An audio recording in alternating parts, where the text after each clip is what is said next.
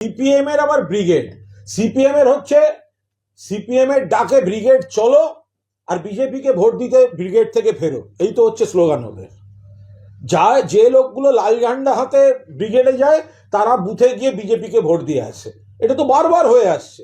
আপনি দেখবেন ওই ব্রিগেডের দিন কত বড় বড় কথা হবে মিডিয়ায়, সোশ্যাল মিডিয়ায়, হাতে লাল পতাকা নিয়ে গণসঙ্গীত, অমুক তমুক হ্যান ত্যান।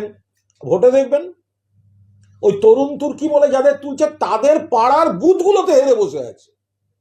যতগুলো তরুণ তুর্কিকে আপনারা দেখান সেগুলো নিজেরা হারে, তার পাড়ার বুথে হারে, তার সিট হারে।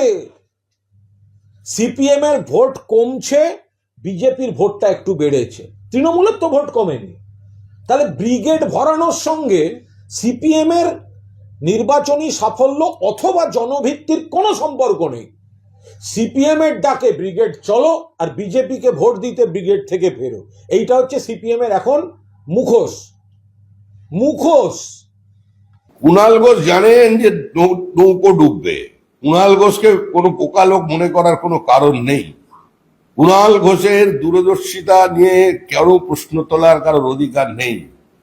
কুণাল ঘোষ জানেন শেষের সেদিন আর বেশি দেরি নেই।